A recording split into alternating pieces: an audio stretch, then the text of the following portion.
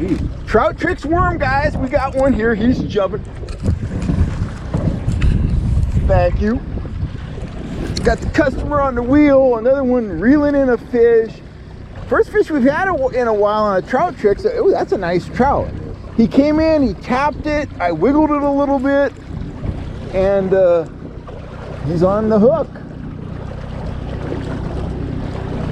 That's a nice fish. Oh. Oh, jumped out of the net. There we go. Oh, he's heavy. He's heavy. He's hurting my arms. Oh my gosh. Hey, nice fish. Whoa, wow. I like my fish fresh, right? Yeah. Pull some line. No, no problem. Yeah, so he went like this, and I went like that a little bit, and he went. That big fish. That's a cruiser too. Yeah.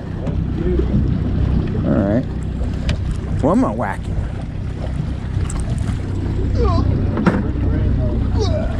That's a cruiser. There we go. He wasn't getting off.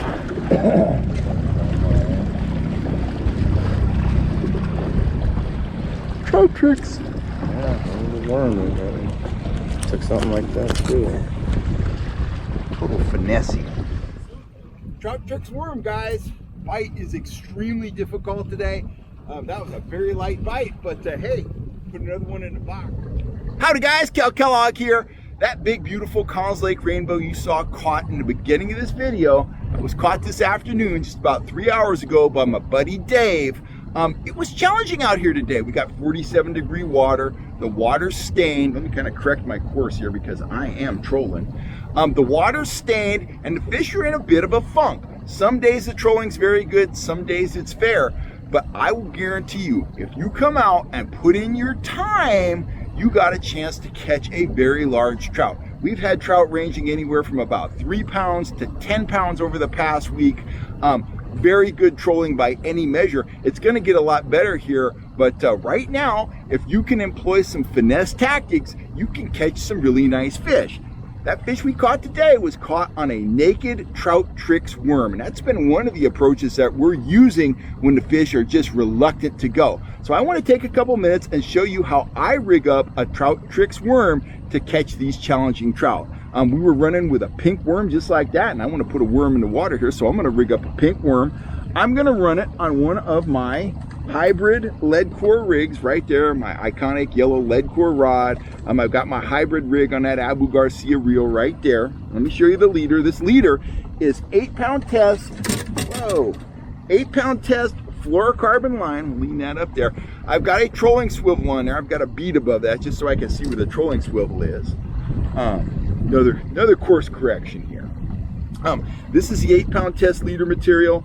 I have threaded on that leader an action disc, a bobber stop, a small saucer-shaped bead, and on the end, I have tipped it with a number 4 mustad ring eye hook, just like that. I attached that via a Palomar knot. So I'm going to take that hook in my right hand.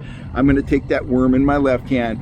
Now, because I know the fish are nipping at the baits right now because they're lethargic, I want to get that hook point as far back in that worm as I possibly can. Because if they come nipping, if they come window shopping, I want them on the hook. That big trout we got today, he should have been able to inhale that worm. He just nipped at it and he got it right in the corner of the mouth. So here's what I do. I find the head end of the worm, the broad end right there. I'm going to pin this hook in it. And it's really kind of hard to mess this rigging up. I'm going to pin the hook in it just like that. I'm going to keep threading that worm down the hook just like that while I move the worm, up the shank. Just keep kind of massaging that worm in place. It takes a second to get that hook all the way to the back of the worm, but it's worth the effort, believe me.